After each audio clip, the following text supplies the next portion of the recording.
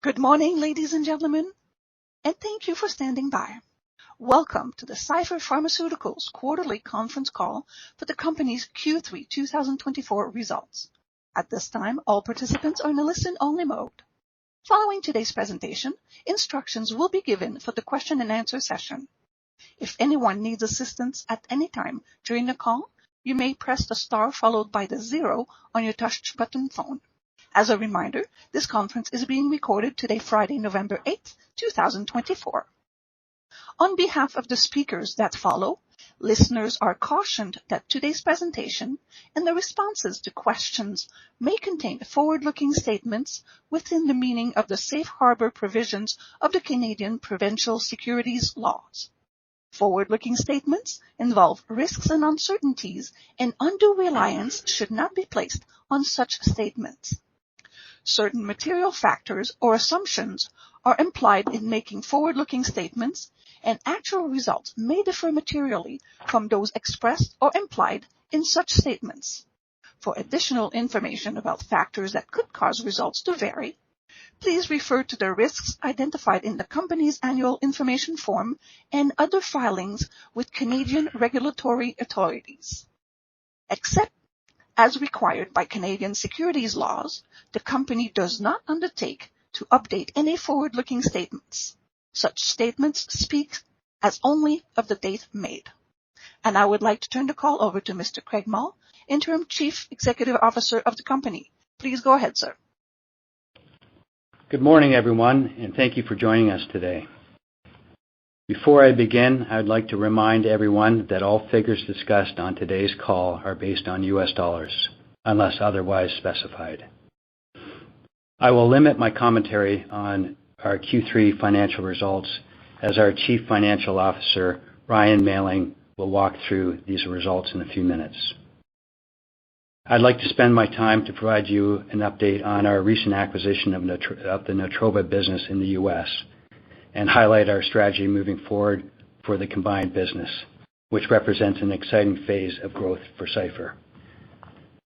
On Monday, July 29th, Cipher Pharmaceuticals announced the acquisition of Natroba, its authorized generic spinosad, and its U.S.-based commercial infrastructure headquartered in Carmel, Indiana, from the former owner, ParaPRO. With the Natroba acquisition completed and the business having been part of Cipher's overall business for the past 3 months, we continue to be excited about Cipher's new phase of growth. During the third quarter, we have been diligently integrating the business into the existing Cipher infrastructure. We have made great progress and see tremendous opportunity ahead. The combined business provides Cipher with a North American platform whereby we have strategy to build and expand upon. Having recently spent time engaging with our U.S. sales team, I'm highly impressed with the talent and drive of our new Cipher employees, and am confident in our ability to utilize the U.S. sales team's capabilities to organically grow the Natroba business, as well as inorganically grow Cipher's U.S. business with our future strategy to acquire complementary products for the team's product portfolio. Shortly after completing the acquisition and building upon the business, we immediately put in place and began executing on plans to insource sales in certain states away from a prior co-promotion partner of ParaPRO. This transition was necessary given the end of the 2024 calendar year being the end of the term of the existing arrangement between ParaPRO and this co-promotion partner. During the third quarter, Cipher has experienced an impact on its sales and earnings in comparison to historical sales and our expectations of the business. We believe this transitionary impact with the co-promotion partner is temporary and will be completed shortly by the end of 2024. In 2025, we believe the transition will not only help grow the Natroba business sales, but also have a highly positive impact with reduced costs and higher earnings from the business moving forward. In addition to our strategy to organically grow sales of Natroba and its authorized generic spinosad in the U.S., Cipher intends to outlicense Natroba globally, particularly in warm regions where there is a high unmet need, as well as bring the product to Canada, leveraging our Canadian direct sales platform. Natroba will fit well with our dermatology product portfolio in Canada, including Epuris, the Canadian market leader for the treatment of severe acne. We have established relationships in dermatology in Canada, and we believe this will be a natural fit for Natroba.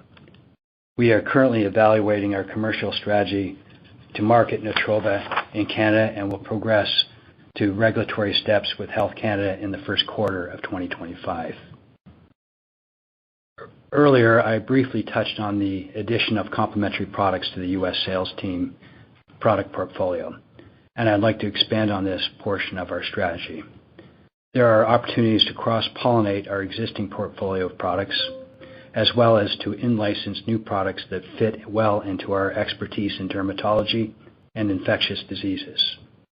Cipher's business strategy includes inorganic growth through further acquisitions, and we intend to acquire complementary dermatology products to add to our North American platform. In simple terms, we believe our U.S. sales team require additional products with the same call point in order to be efficient. We are currently pursuing a number of opportunities in this area. In order to support our business development activities, including out-licensing Natroba and acquiring complementary products, we have added to Cipher's management team to provide additional depth in the area of business development and commercial activities. On October 8th of this year, the company announced the appointment of Dr. Hamid Ghani as its Chief Business Officer. Dr. Ghani brings 15 years of experience in specialty pharmaceuticals, venture funds, and healthcare investment banking. We expect his expertise in business development, including extensive experience with licensing deals and other M&A opportunities in the specialty pharmaceuticals and healthcare industry, to provide meaningful contributions to Cipher's next phase of substantial growth. We are thrilled that Dr. Ghani has joined the team, and he is already hard at work evaluating and pursuing opportunities for Cipher. I will now turn my comments to our pipeline product, MOB-015, and the update we previously provided on the product candidate during the quarter. On September 13th, our partner, Moberg Pharma, issued a news release stating that it had received information about clinical cure in a subset of patients in its ongoing North American Phase 3 study for MOB-015. Moberg noted that the number of patients who have achieved clinical cure in this blinded subset of patients is lower than its expectations, which necessitated that Moberg inform the market about this fact. Clinical cure is one of three parameters that together make up the study's primary treatment goal, complete cure. All three parameters, clinical cure, negative fungal culture, and negative microscopy, need to be met for a patient to be considered completely cured. Moberg has reported that other than clinical cure, no information has been obtained about the other study parameters included in the complete cure. Despite the setback Moberg announced related to their Phase 3 study, we believe potential for this product remains for the following reasons. Firstly, MOB-015 has already obtained European Union approvals with the existing dosing regimen, and in fact launched earlier this year the Terclara brand in Sweden, whereby it quickly gained 30% market share in value and 31% market share in units. But more importantly, Moberg has reported that since the introduction of Terclara, the total market in Sweden has grown 52% compared to the same period last year. Secondly, the ongoing North American Phase 3 study is still not completed, and if positive results over the already European product labeling are achieved, it would improve the labeling related to dosing in North America, which would serve to have positive impact on the product's commercial outlook in Canada. Thirdly, the market potential for MOB-015 in Canada is favorable, with a total prescription market for onychomycosis, or nail fungus, in Canada is approximately 92 million Canadian dollars, of which one product has over 97% of the market. Lastly, the terms of Cipher's licensing agreement with Moberg had an upfront payment of $500,000, with all additional payments of up to $14 million being contingent upon successful achievement of certain clinical data results, as well as development, regulatory, and commercial sales milestones. Accordingly, Cipher has no further financial obligations related to the current licensing agreement.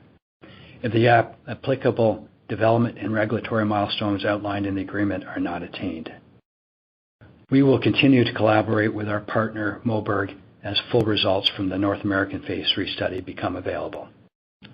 Our second product that I would like to provide a brief update on today is piclidenoson CF101, a treatment for moderate to severe plaque psoriasis, which is being developed by our partner, Can-Fite Biopharma. As we have previously updated on, Can-Fite has successfully completed the first Phase 3 study for piclidenoson in 522 patients with moderate to severe chronic plaque psoriasis. Piclidenoson demonstrated efficiency responses that increased over time alongside favorable safety profile endpoints. The company will start enrolling patients very shortly for the second pivotal Phase 3 clinical trial, with the top-line results expected in the second half of 2026. Can-Fite had previously confirmed that upon positive conclusion of the Phase 3 program, Can-Fite plans to submit a new drug application to the U.S. FDA. Can-Fite and Cipher are in discussions regarding the expansion of their partnership for piclidenoson and other indications and territorial expansion into the U.S.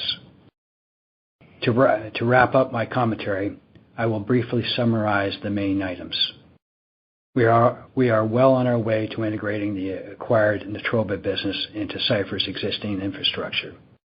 In the Natroba business, there is an ongoing transition with respect to the commercial structure of the spinosad authorized generic product, whereby the arrangement with Parapro's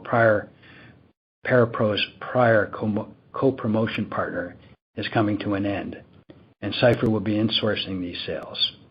We are formulating plans and exploring opportunities to both organically and inorganically build upon our newly established North American platform. And we are continuing to work with our partners on Cipher's current product pipeline. The company has begun its new phase of substantial growth with the acquisition of Natroba and a U.S. sales and distribution platform, which we plan to leverage and scale. Cipher's will opportunistically seek to further expand our business. I thank you for your time this morning and look forward to answering your questions after our prepared remarks. I will now pass the call over to our CFO, Ryan Mailling, for an overview of the financial results. Ryan, please go ahead. Thank you, Craig. Good morning, everyone. As a reminder, all amounts provided during this call are in U.S. dollars unless otherwise noted. Today, Cipher Pharmaceuticals is reporting results from the company's 3 and 9-month periods ended September 30th, 2024. Total net revenue for the 3 and 9-month periods ended September 30th, 2024 was $10.4 million and $21.5 million, respectively. Net revenue from the third quarter increased by $4.3 million, or 71%, compared to the same quarter in the prior year. Net revenue for the 9-month period ended September 30th, 2024 increased by $5.3 million, or 33%. Overall licensing revenue was $1.1 million for the third quarter of 2024, and $5.3 million for the year-to-date September 30th, 2024, compared to $3.1 million and $6.9 million, respectively, in the prior year. This represents a decrease of 66% for the quarter and 24% for the year-to-date, respectively, compared to the same periods in the prior year.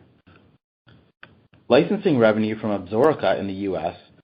was $600,000 in the third quarter of 2024 and $3.7 million for the year-to-date September 30th, 2024, representing a decrease of 76% for the quarter and 27% for the year-to-date, respectively, compared to the same periods in 2023. This decrease in Absorica licensing revenue was primarily attributable to significantly lower product shipments in the third quarter of 2024 compared to the same period in 2023. The company earns revenue from supplying product to its distribution partner, of which the volume of these shipments was higher in the third quarter of 2023 as a result of a market dynamic where a generic competitor exited the market. Market share for the overall Absorica portfolio has decreased by 0.8% to 6.1% as of September 30th, 2024, compared to 6.9% market share at September 30th, 2023, according to Symphony Health market data. Licensing revenue from Lipofen and the Lipofen authorized generic was $0.4 million for the third quarter of 2024 and $1.5 million for the year-to-date September 30th, 2024, a decrease of $0.1 million for the quarter and $0.2 million for the year-to-date, respectively, compared to the same periods in the prior year. The decrease for both periods was driven by lower sales volumes and net sales realized by the company's distribution partner for these products, on which Cipher earns a royalty. Moving on to product sales, total product revenue for the 3 and 9-month periods ended September 30th, 2024, was $9.3 million and $6.3 million, respectively, an increase of $6.3 million, or 213%, and $7 million, or 75%, respectively, from the comparable periods in 2023. The increase in product sales was primarily driven by the incremental revenue from Natroba and its authorized generic Spinosad, which were acquired by Cipher in its recently completed acquisition at the end of July 2024.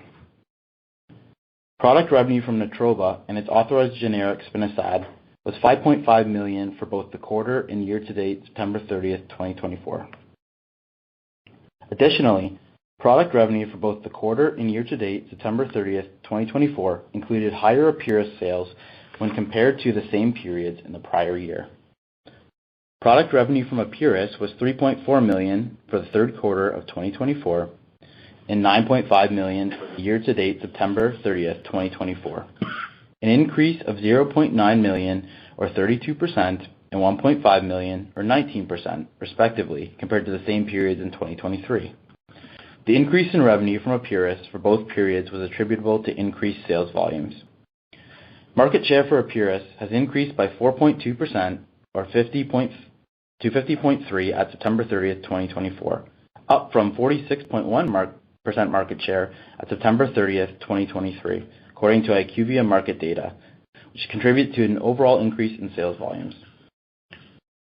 We've experienced an increase in gross margin on our product revenue of 15% to 79% gross margin for the third quarter of 2024, compared to 64% for the same period in the prior year. This gross margin increase results from the addition of the Natroba and Spinosad authorized generic products during the quarter, which have a combined gross margin of approximately 85%. Selling, general, and administrative expenses was $6.2 million for the third quarter of 2024, an increase of $4.5 million for the same period in the prior year. The increase is primarily attributable to the Natroba business, including acquisition, restructuring, and other costs incurred in connection with the acquisition of this business, as well as the incremental operating costs of this recently acquired business during the quarter, including salaries and benefits costs for the commercial sales team. Also included within acquisition, restructuring, and other costs during the third quarter of 2024 is the cost associated with the ongoing transition of the prior Spinosad authorized generic co-promotion partner, expected to be completed by the end of 2024, which Craig mentioned earlier in his remarks. Further contributing to the increase in selling, general, and administrative expenses for the quarter was higher professional fees incurred in Cipher's existing business in comparison to the same period in 2023. Given the nature of professional fees as situational, necessary, and temporary, we do not believe these to be indicative of our past history of managing the costs of our business. Selling, general, and administrative expenses for the 9 months ended September 30th, 2024 was $9.3 million, an increase of $4.9 million from the $4.4 million reported in the 9 months ended September 30th, 2023. This increase was due to a combination of the incremental costs incurred related to the Natroba acquisition, which occurred during the third quarter, and operations of the acquired business for the remainder of the quarter, as well as increased professional fees and other general expenses incurred in Cipher's existing business, partially offset by lower non-cash share-based compensation.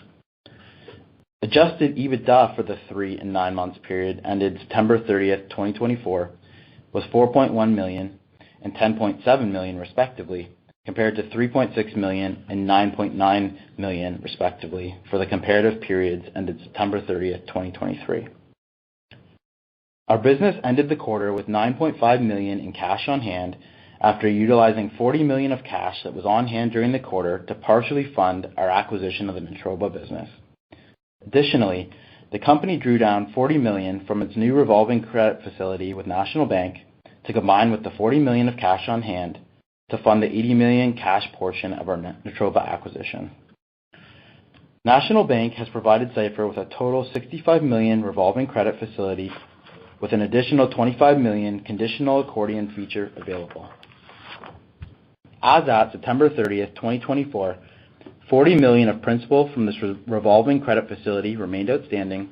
However, the credit facility terms were designed to allow for maximum flexibility, both with principal repayments and interest rates. This provides Cipher the ability to actively manage its leverage while maintaining substantial additional capability to finance our future acquisitions on favorable financing terms. Cipher's balance sheet, low leverage profile, and ongoing available liquidity places the company in an excellent position to execute on its growth objectives. As Craig mentioned earlier, the company is in an exciting phase of growth, and we look forward to announcing our progress as new milestones are achieved. We will now open the call up to questions. Also joining us for this question period is Brian Jacobs, President of U.S. Operations. Thank you, sir. Ladies and gentlemen, if you would like to ask a question, please press star followed by 1 on your touch-tone phone. You will then hear a prompt that your hand has been raised. And should you wish to decline from the polling process, please press star followed by 2. And if you're using a speakerphone, we ask that you please lift the handset before pressing any keys. Please go ahead and press star 1 now if you have any questions. First, we will hear from Andre Uden at Research Capital. Please go ahead. Thanks, operator. Hi, Craig, Brian, and Ryan. Just wondering, when do you think you'll add more U.S. reps for your U.S. uncovered regions?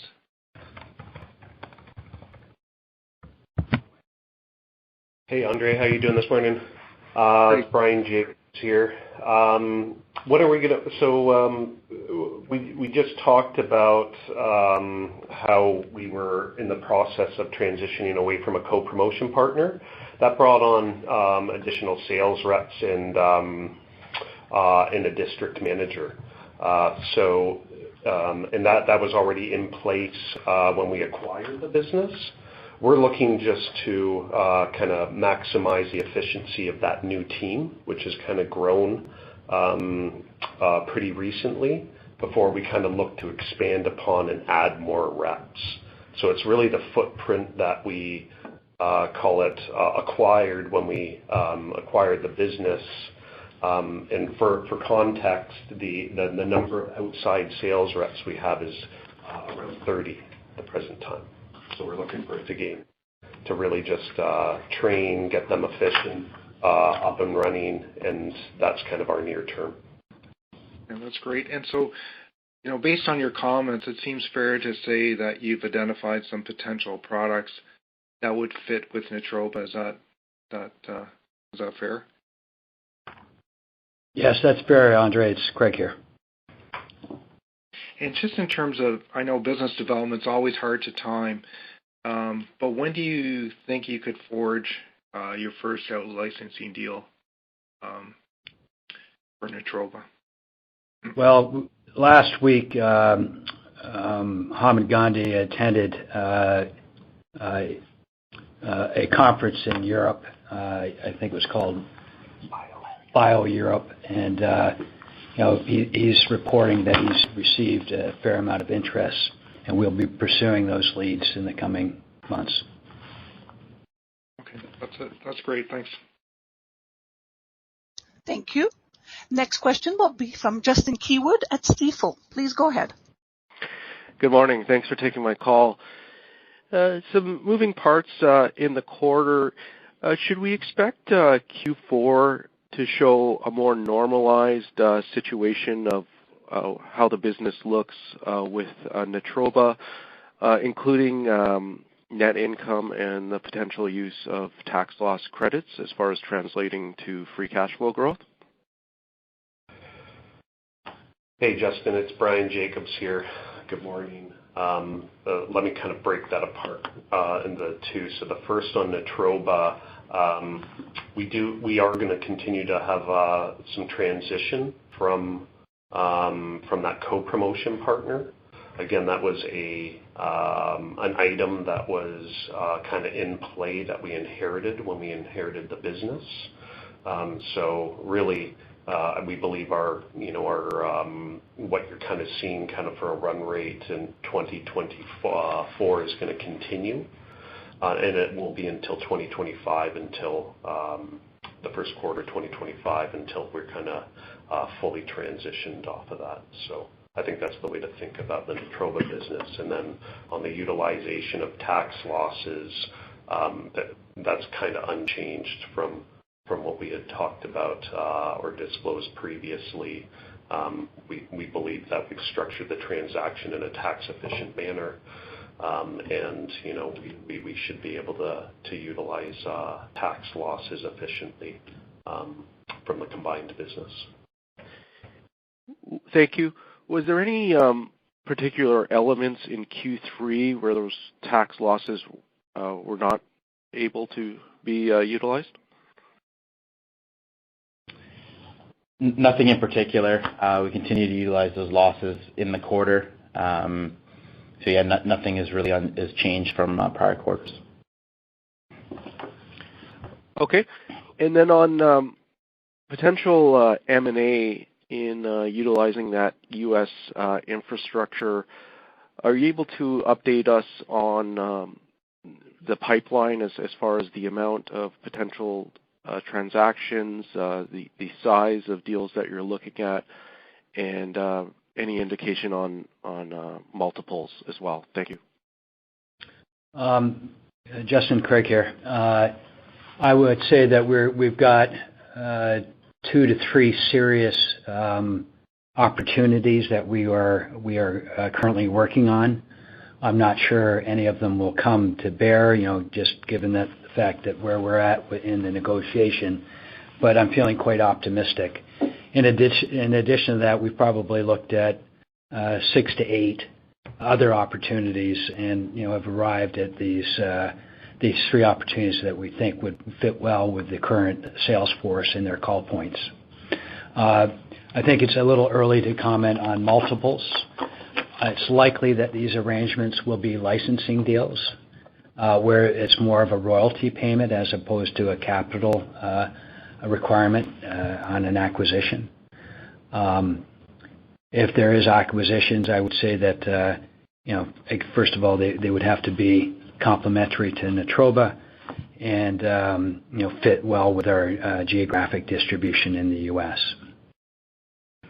Did I answer your question, Justin?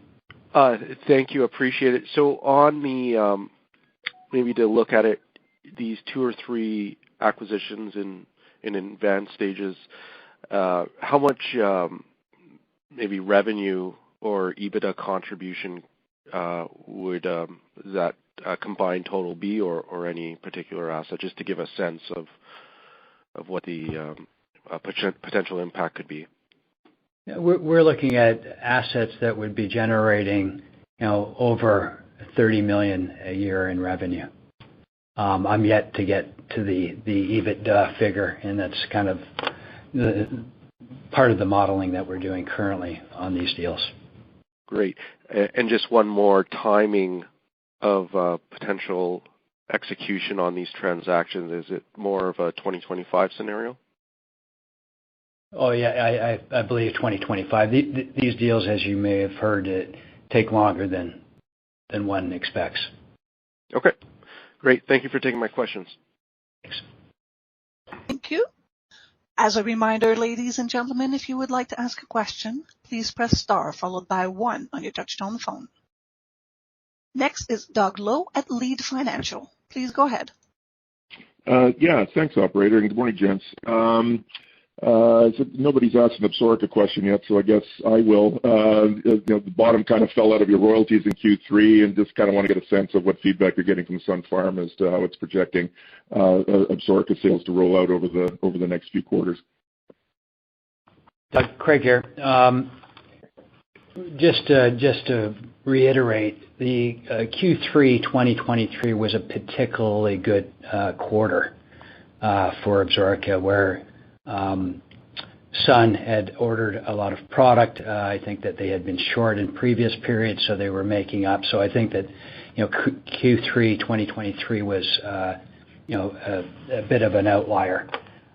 We expect that things will be reasonably stable there. We're in discussions with Sun about their pricing strategy in the generic market in the U.S. I think that it's a typical generic product there. It's not likely to be growing, but we hope that the slowdown with the product is going to meet kind of an endpoint and stabilize from here going forward. Okay, yeah, fair enough. And then, just kind of shifting gears to your existing partnered portfolio with MOB-015 and piclidenoson. Thanks for the commentary there. I just wondered if you have any feedback from Moberg as to what their issues were with their ongoing phase 3 study. I mean, it smelled at the time like it was a QA/QC issue with the formulation that they were testing in that trial, given that it's already approved in other markets. Just any commentary there on how the train fell off the rails on that trial would be helpful. And then with piclidenoson, it's pretty clear from looking at Can-Fite's financial results that they don't really have the existing capital to fund a well-designed phase 3 plaque psoriasis study. So just wondering if you had any feedback from them as to the sources of capital or sources of new partnerships that might be able to drive that trial forward over a time frame that you shared in your opening remarks. And I'll leave it there. Thanks. Let me start with the Moberg question first. We haven't been given a great deal of insight as to the results that were, I guess, miscommunicated to Moberg with that subset of patients I referred to. I think the concern there is that they're not getting the cosmetic cure rate that they had hoped for, and that's affecting the overall, the complete cure results. In looking at it, and we've been out speaking with physicians a great deal about this, is that the guidelines talk about a complete cure rate as being the endpoint that people should be looking for, but they don't really comment much on the how important is the mycological cure rate. And what we're hearing from dermatologists and family docs that the mycological cure rate in different sets of patients is more important. Like, for example, the elderly, or where narrow fungus is highly prevalent, and also in diabetic patients where their disease is causing them not to be able to get cured using the existing product. And so we're seeing doctors starting to segment their patients in this way. So we're feeling more and more confident that the Moberg product has legs for the Canadian market, particularly with the performance that they've achieved in Sweden. So I believe there's a compelling case, but we're still doing our analysis about if we will launch and how we will launch that product in Canada. Turning to the Can-Fite product, the piclidenoson product. Yes, we're following Can-Fite, and then from what we're hearing is that they're in the process of raising additional funds for that second phase 3 pivotal trial that they're intending to conduct in the U.S. So we're keeping in touch with them. We understand that it's a relatively small company. They've had previous success, and I believe that they're intending to raise additional money to continue with the phase 3 study. Yeah, fair enough. Thanks, Greg. Thanks. Thank you.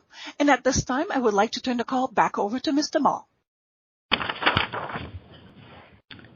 Before signing off, I'd like to take this opportunity to thank our team members in both our U.S. office in Carmel, Indiana, and our Canadian head office in Mississauga for their ongoing hard work and dedication towards the integration of the Natroba business into Cipher and their focus on activities that will support our future growth.